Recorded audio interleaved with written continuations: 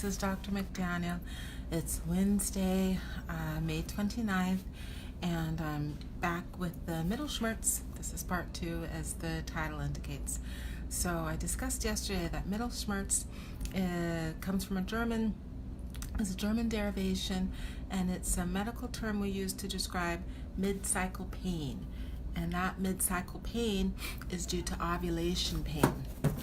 So some people know, but most people don't, that when one ovulates, it's normal to potentially have some bleeding for 1 to 3 days on average, with or without pain or cramping, or vice versa, pain or cramping with or without bleeding. And that's because of two phenomena. One is that when one ovulates, the estrogen level spikes and then it quickly dips or drops. And it's the dip or the drop or the withdrawal of the estrogen hormone. It destabilizes the uterine lining and can allow for bleeding. Likewise, when one ovulates, the egg, or what we call the follicle, is contained in a pocket of fluid. So it's a follicular cyst. And when that cyst pops, it releases the egg so that one can get pregnant if you so desire. But it's the release of that fluid that irritates the lining inside the abdominal cavity, pelvic abdominal cavity, and can cause cramping.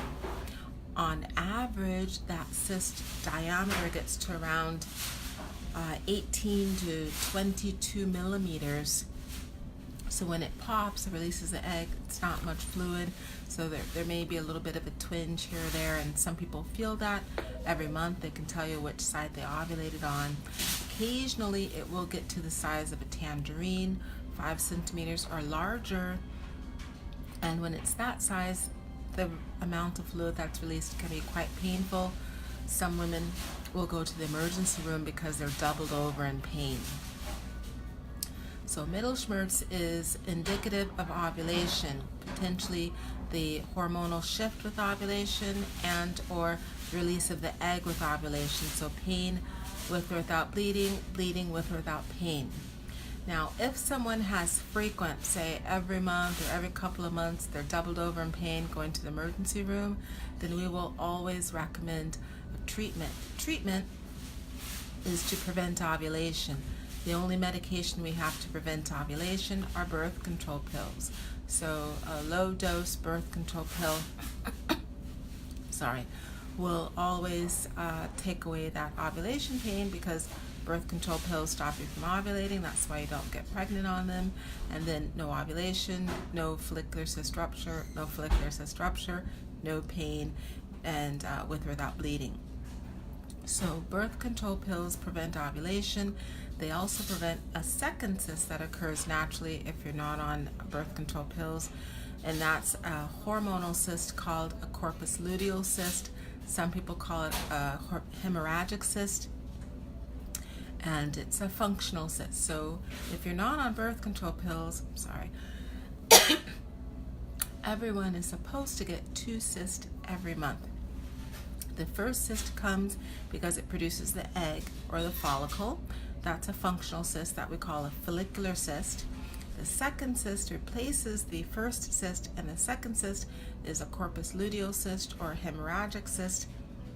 And that cyst produces hormones, which is progesterone, so that if someone gets pregnant, the progesterone supports the pregnancy or maintains the lining to maintain that pregnancy until the placenta can take over its job. And the placenta can take over its job around 10 to 12 weeks of pregnancy. So a corpus luteal cyst produces progesterone hormone to maintain a pregnancy. If someone doesn't become pregnant, then that second hormonal cyst goes away with the resolution of the menstrual cycle for that month. Now, progesterone is the hormone that also is responsible for the majority of the premenstrual symptoms. So moody, irritable, angry, emotional, fatigue or insomnia, bloating, appetite change, those are all the bulk of the usual premenstrual symptoms. That's due to the progesterone surge and the progesterone hormone predominantly produced by the corpus luteal cyst. It's also the same hormones you get with the pregnancy because it's the same source. So I hope that's been helpful. This has been a word on MITTLESCHMERTZ, which is mid-cycle pain, cramping with or without bleeding. It's representative of ovulation. And this is Dr. McDaniel, GYN Corner on Facebook. We're also GYN Corner on YouTube, so check out the YouTube channel. Everything is nicely delineated. Every day I'm coming up with a presentation. I hope that's been helpful. Have a great rest of your Wednesday. See you tomorrow. Thank you.